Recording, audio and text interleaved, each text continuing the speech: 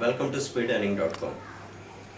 Crude का intraday analysis आज हम लोग कोर्स से देखेंगे। क्रूड में पिछले हफ्ते बड़े मूवमेंट्स आए हैं, तो कैसे आप लोग इस तरह के मूवमेंट्स में डिसीजन लेंगे वो यहाँ देखना और समझना है हमको। क्रूड का अगर मूवमेंट देखें तो क्रूड गिरा है लगातार। पिछले महीने में उसने एक लो बनाया है और वो 6000 से 5000 आया। 5000 के बाद एक दिन अचानक हाफ डे में, जब दिन में छुट्टी थी, शाम को मार्केट खुला 5% माइनस खुल गया, 4700 खुल गया और वहीं घूमता रहा। उसके बाद बाज़ार बंद हो गया। अगले दिन क्रूड खुलता है, हम लोग देखें 4700 के आसपास वो कहीं ओपन हुआ है। 4734 4740 का लेवल था। अब यहाँ पे गौर करते रहें कैसे इसने मूव किया। अगर कोई चीज़ में बड़ी गिरावट हुई है तो सारा बाज़ार यही सोच रहा है कि बस अब यहाँ से तो बाइंग ही हो सकती, सेलिंग होगी नहीं। तो जितने भी लोग बाइंग करके बैठे रहेंगे उनके सबके स्टॉप लॉस ब्रेक होंगे। आप यहाँ पे ये रेंज को देखें, पूरे 1 घंटे तक ये रेंज बनी रही 4734 से 4728 के आसपास। ये एक लेवल था, फिर हल्की सी बाइंग आई, लुढ़क के नीचे चला गया।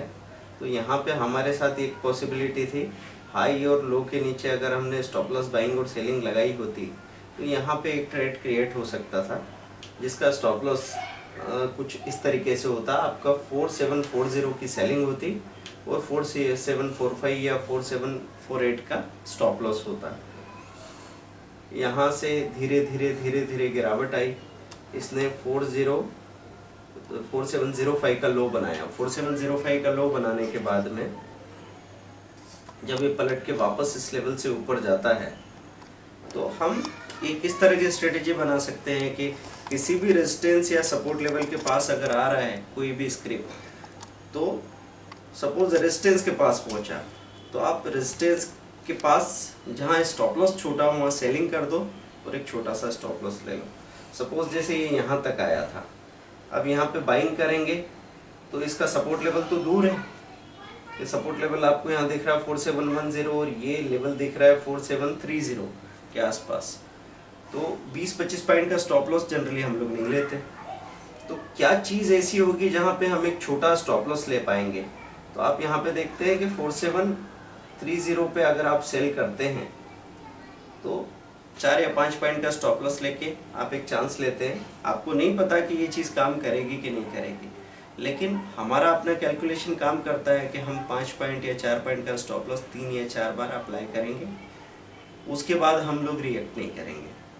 तो आप 4 में से 2 बार गलत हो सकते हैं, 4 में से 4 बार गलत होना मुश्किल है, ये हमारा तजुर्बा है। तो आप यहाँ पे सेल किए, 4 से 5 पॉइंट का स्टॉप लॉस आपने लगाया और वो बिल्कुल स्टॉप लॉस के करीब तक चली जाती है चीज़। लेकिन स्टॉप लॉस अगर मेंटली हमारा कैलकुलेटेड है तो हम घबराते नहीं हैं। वो आपके स्टॉप लॉस के पहले से ही पलटा और फिर इसने 4710 का लो बनाया। जब ये लो के करीब आ जाता है तो क्या आपको पता है कि लो नहीं तोड़ेगा? क्या आपको पता है कि ये यहाँ से पलट जाएगा? नहीं, हमें कुछ भी नहीं पता, किसी को भी नहीं पता। लेकिन हम क्या कर सकते हैं? हम वही चीज़ कर सकते हैं जो हमने रेजिस्टेंस के पास में की थी। ये ऊपर जाते हुए यहाँ रेजिस्टेंस बन रहा है, नीचे आते हुए यहाँ सपोर्ट बन रहा है।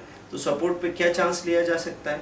बाइंग की आपने, एकदम बॉटम बनाया उसने, और सुबह जो लो बना था, लगभग ये लो बना था 12 बजे के आसपास, 12 से लेके 1 बजे के आसपास तक इस लो के आसपास, इस लेवल के आसपास ये टच कर रहा था। तो इस लो के आसपास फिर से आप एक बार बाइंग करते हैं और एक छोटा सा स्टॉप लॉस लगाते हैं। उस स्टॉप लॉस की वजह से आपको फिर से यहाँ पे कम से कम 30-40 पॉइंट का मूवमेंट मिल जाता है।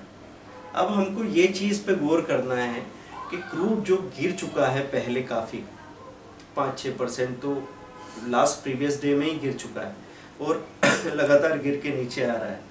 तो सबसे बड़ी गिरावट के बाद उसमें एक शॉर्ट कवरिंग आने की पॉसिबिलिटी है। ये सोच के खरीदी की थी, बाइंग की थी सभी ट्रेडर्स ने, लेकिन उसने स्टॉप लॉस तोड़ दिए, फिर एक नया लो बना दिया, माइनस में चला गया।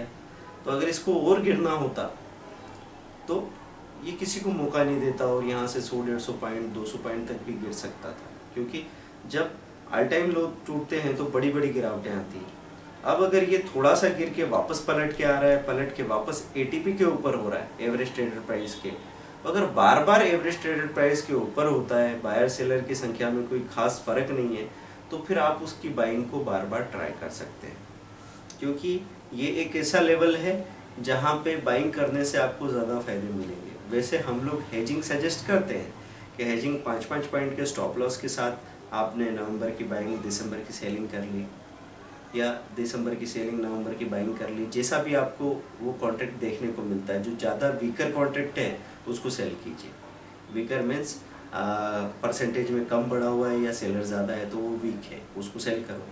अगर परसेंटेज में कम गिरा हुआ हो और बायर ज़्यादा हो तो वो स्ट्रॉन्ग है, उसको बाय कीजिए। इस तरीके से आपने बाय और सेल किया तो ये जो धोखे होते हैं ये नहीं होंगे आपके साथ। यहाँ तो आप यहाँ पे शुरू से ये चीज़ कर सकते थे कि जैसे एटीपी के आसपास था वहाँ पे आपने नवंबर की बाइंग दिसंबर की सेलिंग की, 5-5 पॉइंट का स्टॉप लॉस लिया होता तो एक तरफ का स्टॉप लॉस जाता और दूसरी तरफ बड़ा मूवमेंट आ जाता। ये एक तरीका था। दूसरा तरीका लो के नीचे सेलिंग लगा के रखने का था, हाई के ऊपर बाइंग लगा के रखने का था। और तीसरा तरीका था नीचे यहाँ पे हम बाय करते और यहाँ पे डबल स्टॉप लॉस सेलिंग लगा के रखते कि ये अगर ये लो तोड़ेगा तो फिर तो बहुत गिरेगा, तो एक लॉट बाय किया और नीचे 2 लॉट की डबल सेलिंग लगा के रखी 4705 पे। सपोज अगर ये 4705 तोड़ के गिरता तो डेफिनेटली ये 4650 पे जाके सांस लेता। तो इस तरीके से हमको इंट्राडे चार्ट तो देखना ही है, साथ में 3 मंथ 6 मंथ 1 ईयर का चार्ट देखने से आपको उस बिहेवियर का आइडिया होता है जो ये कुछ महीनों में करते हैं। लेकिन अगर वो बिहेवियर आपके पकड़ में आ जाता है तो आप अच्छा खासा पैसा बना सकते हैं। Thank you very much, bye.